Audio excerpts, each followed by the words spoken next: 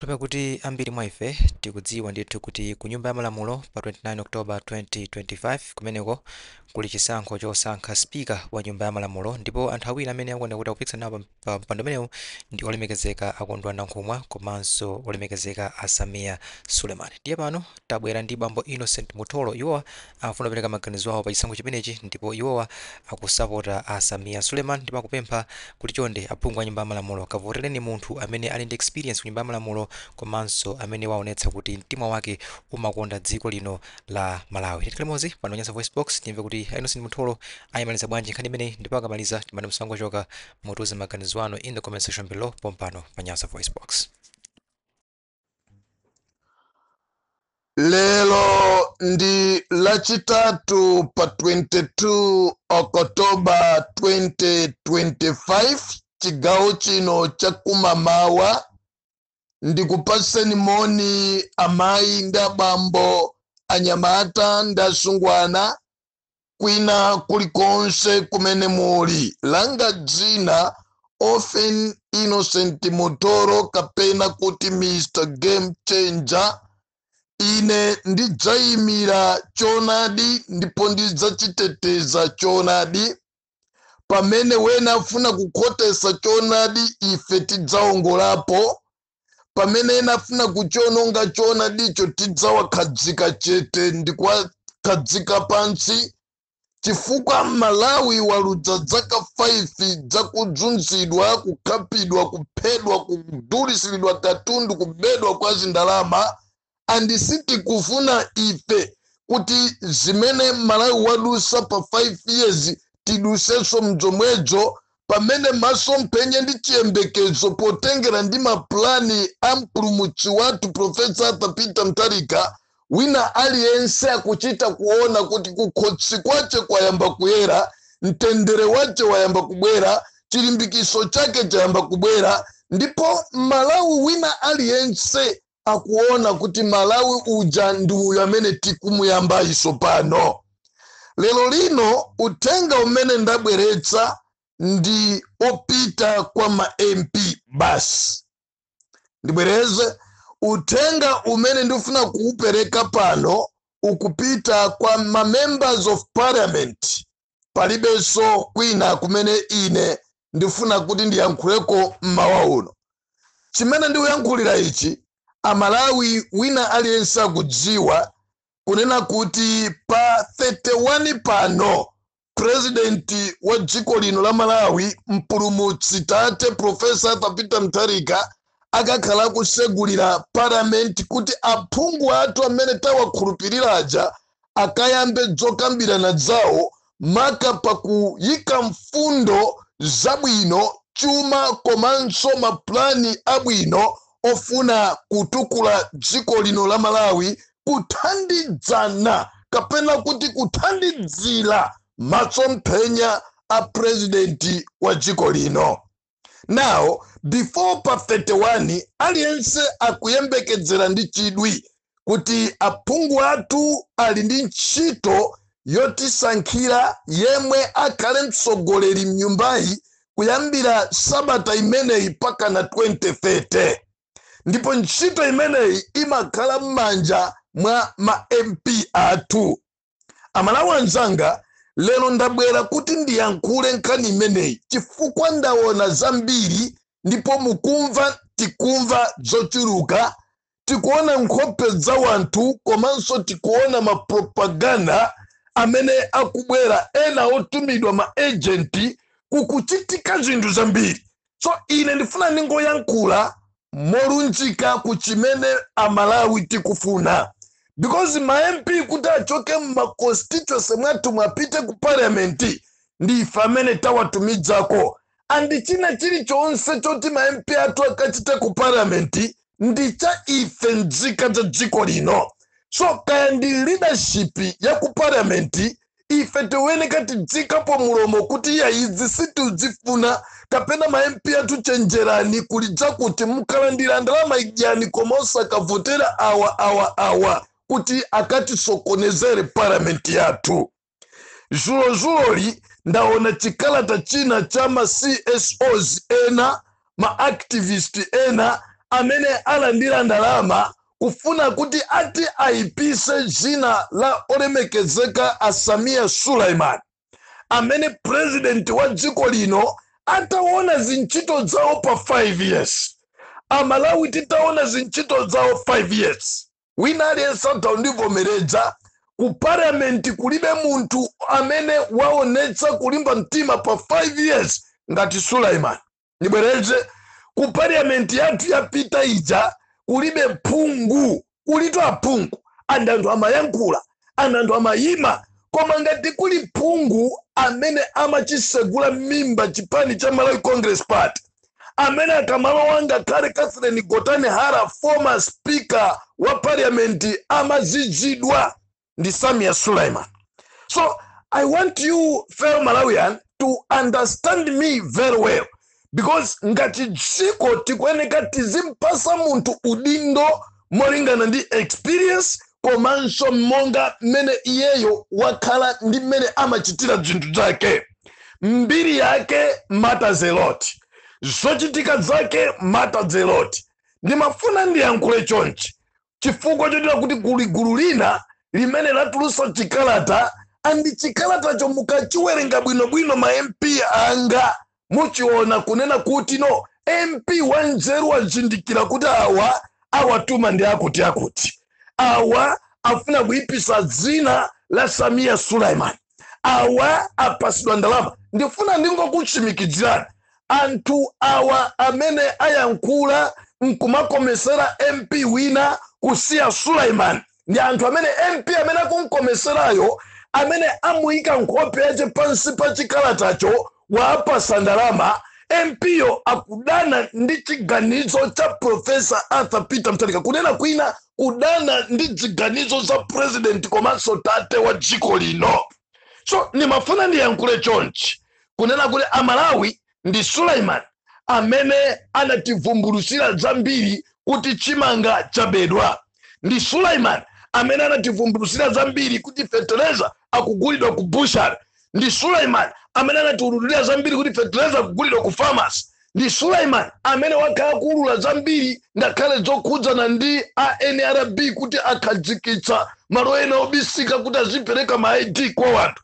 Ndi Suleiman amene MCP sinkagona naye tulo every day and night, every minute and hour, kunena kuti mwina atakungomukhazika pasi kumujimisa. Ndi Suleiman amene wadzunzika kwambiri mwina kumangidwa kulondedwa ndi zigawenga nyamata zikwanje kumfufuza, because that guy anali serious pofuna kupulumutsa dziko lino la Malawi.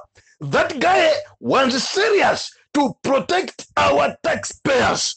That guy was serious to make sure that Malawians we are under democratic country. That guy anali muntu ujaonena kuti no akati akayimanga kale parliament anali no nonsense. Sama werenga kuti kuli achina Richard Chimwendo Banda, sama werenga kuti kuli achina Kazi Kale Ng'oma kapena kwa bwera ndani. He stand pachilungamo. Now panchito zonse zimene you Malawian you can agree with me amachita Samia Suleiman, Professor Peter Mutharika amadziona, ifa Malawi timadziona, aphungu athu asopano ndi akale mumadziona. Nimafuna ndiyankhule chonchi Amalawi anzanga, maka inu ma MP athu kunyodzera chiganizo cha president amene ndi okhwima nzeru. Ndimafuna ndiyankhule chonchi kuti no chiganizo chimene chingachokere mwa Professor Peter Mutharika musachitenge chopheka. Chiganizo chimene angapange kapena appointment imene angapange Professor Arthur Peter Mutharika, muyangane beyond maganizo anu, muyangane beyond msinkhu wanu, muyangane beyond Malawi, muyangane beyond parliament, muchiyangane chiganizo chimene chocho beyond your expectation. I'm saying this because I know for sure kuti some of you guys mukuziyangana ziganizo za Professor Mutharika molingana ndi msinkhu sukulu ndikaganizidwe kaye. But tikanayeneleka tiziziyang'ana ziganizo za president beyond kaganizidwe katu, beyond kaonedwe katu, beyond kachitidwe katu, and tikapanga zimenezo ndikukhulupirira kuti very soon before end of 2026 Malawi akhala malo amene sitinamuyembekezere. Remember, tili munthawi yonena kuti no president chimene akuchita kwambiri is to restore our country, is to rebuild our country. Nkupanga china chilichonse kuti chikhale in place, kuti by the end of 5 years ya Professor Arthur Peter Mutharika Malawi atakukhalanso ndi umboni wazatheka bwanji. Now, pamene Professor Peter Mutharika wasankha Samia Suleiman kuti akakhale monga speaker wa nyumba ya malamulo, akuona kuti nakuno akagwira ntchito wani yoteteza malamulo a dziko lino, yoteteza ufulu wa dziko lino, yoteteza china chilichonse chimene chitaubwera chimene chitakupindulira nzika za dziko lino osati munthu. Ndibwereze, posankha Samia Suleiman, Professor Peter Mutharika waonapo zinthu zina zimene sindingakwanise kujinena. As I said, kuti APM waona zinthu beyond our limitation, waona zinthu kupitilira misinkhu ndi kulekeza kwathu. So ma MP ena ayamba kupereka ndalama kwa ma MP ena osakavotera Suleiman, and kumvesa chisoni zimene ine zandikudza kwambiri ndikuona kuti ma MP enawo ndikukhala a DPP, ma MP enawo ndikukhala anthu amene no timawaona kuti no wawa mwina atati akhala pena kapena pasidwa unduna aja kutithandizira kuti zinthu ziyende bwino, koma chifukwa chofuna usipikala ayamba kutusa ndalama zimene nthawi zonse amati alibe ndalama zija ndikumapereka kwa ma MP kuti ati iwo akavotere, ngati savotera mpaka nakumatchula MP wina amene amadana kwambiri ndi usogoleri wa DPP. Ndikumafika pana ngati somo kukandivotera ine kampasa ninankhuma. Is that MP okay? MP wa DPP akafika pana kuti ngati somo kandipasa ine voti kampasa ninankhuma. Nankhuma agent wa Malawi Congress Party. Is that MP really think like MP wa DPP? So mama wa uno nimafuna ndipempe chinthu chimodzi. Kusatira chikalata chimene ayankhula ati makorite za MP iye amene akuyeneka kuti akhalire Amalawi. Munthu amene wakhala MP nkupanga defend democracy, ndikupanga defend chuma chathu, ndikupanga defend chimanga chathu, ndikulimbana ndi nkhani zakatangale zokhuzana ndi chisankho, ndikumapita maiko akunja kukambirana ndi adzungu kutani kupanga ichi, ndikulimbana ndi nkhani za fertilizer. Wina akulemba kuti ayi munthu amene ndi osaphunzira. Parliament ingatenge munthu osaphunzira. Malamulo amatichani malamulo, right? Nimafuna Amalawi muiwerenge kalata imeneyo bwinobwino ndiye muimve kuti chani. Muona kuti kalata yo pansi pa kalata po ayikapo nkhope ya munthu amene akupanga contribute, amene akupanga sponsor anthu amene wawa kuti ayipise dzina la Samia Suleiman. Samia Suleiman ni munthu mmodzi amene ngophunzira, ngokonda dziko lino, osazikonda, andi ngati kuli kupanga makani aliyense ngwa makani guys. Pa zinthu zake munthu mene nyengo ziliri, pali zinthu zina zoyeneka kukhala chete kumasekerera koma kupanga makani. Pali zinthu zina ngakhale Yesu amene anafika potenga chikwapu ndikuwakwapula anthu mu church, mene anthu ayina amanena kuti bwanji wakwapula anthu mu sunagoge walakwitsa. So Suleiman pali zinthu zina zimene amazita ku parliament kuyima ni makofi chifukwa cha zonyansa zimene boma lapita lija limapanga ku parliament. Amayima nkugwirana kuna no ine ndifera Malawi koma izi zokha. I said no, sitingazivomere. Munthu amene ena yamba kumuyika pa ujeni yayi koma maoneka ngati okupsa mtima. Ndani amene sapsa mtima ndiuze Malawi, because wina aliyense amapsa mtima, koma tiziona kuti kodi chimene champsesa mtima nkuluyi akulondola kapena sakulondola. Munthu waona kunena kuti no anthu agula fertilizer ku bushale kapena ku pharmacy akapsa mtima kuzuzula zimene ziwala kuisa. Munthu akaona kuti anthu abisa makamera ena ndizi makompyuta zina kuti azipanga ma ID achinyengo kuti anthu akavota ambiri kuvotera MCP nkukaulula anthu amene aja mparliament kuoneka kupsa mtima mnthu amene walakwisa. Munthu upita ku small holder kukaona fertilizer kupeza fertilizer kulibeko akapsa mtima mparliament ena nkumamususa nkuwagwira kuti iwe tiye tikaone toka walakwisa. No man, ndimafuna ndiyankhule chonchi kuti Amalawi tizikonda zinthu zabwino. Amalawi tiye tisiye nsanje ndikaduka. Amalawi tiye tigwirane manja timange Malawi akhale Malawi wokomera wina aliyense. Ine ndikukuwuzani ma MP utenga umene wachokera kwa Amalawi and utenga undu umene ifa Amalawi tikuti mutero and utenga wake ndionena kuti chimene ife tasankha, chimene mafumu asankha, chimene ifeso president watu wasankha, chimene chinali maganizo mwatu moti inu ma MP atu a DPP, ma MP atu a Ford, ma MP atu a independent, ma MP atu kayandi achipani chanji, ma MP ena okonda dziko muli kwa MCP ku mukapereke support voti yanu kwa Samia Suleiman. That is.